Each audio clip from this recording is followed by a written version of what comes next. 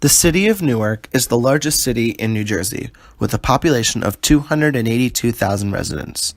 Located in the northeastern portion of the state, it sits only 8 miles west of Manhattan Island, a key component of greater New York City. Newark has an extremely diverse population to begin with its demographics differing dramatically from the communities surrounding it. According to Data USA, Newark's median household income is only about $31,000, with a poverty rate of 28%. On the other hand, the state's median household income is $72,000, and its poverty rate is 10%, making Newark an overall relatively poor community.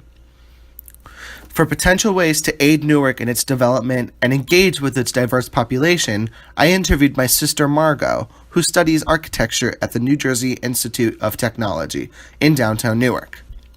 Reaching out directly to the members to get personal input on their community, how their community could be improved, is a crucial step in the process of community engagement, since every community is different, both physically and distributively.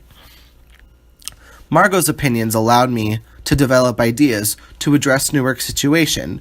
In her college campus enclave, she is surrounded by a large percentage of residents who work minimum wage jobs and live below the poverty line. Her first point is that she believes that zoning decisions made in the city have a lot to do with how populations' lifestyles are. So, if the city were zoned differently, specifically with mixed-use development, then Newark would be better able to support its residents.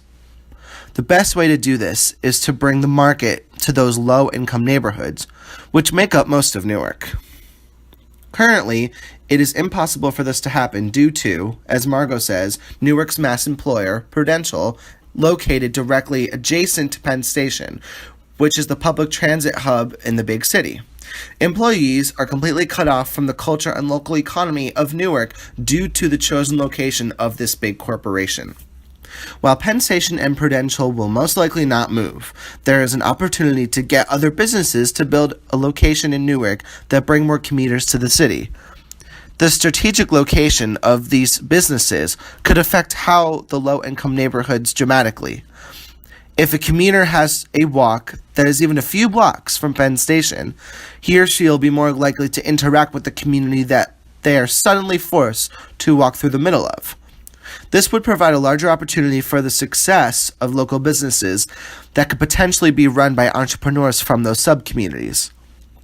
This approach could reach out to all types of people that are living in the community, since the members themselves will be able to choose what type of business they would like to open. A large variety of businesses have the potential of becoming successful, especially in the retail or food industry. It all comes down to location. The specific block a new business occupies can affect all the industry around it, especially if it's a large corporation that attracts a large crowd. If a new commercial building was even just a few blocks from Penn Station, instead of being directly next to it, commuters to that building would be more connected to the culture and economy of Newark, rather than those who work in Prudential. Newark's true diversity will be able to be physically seen throughout the variety of the new businesses. Now, all this sounds great, but there's still a big question. Where will the low-income folks get the money to invest their new businesses?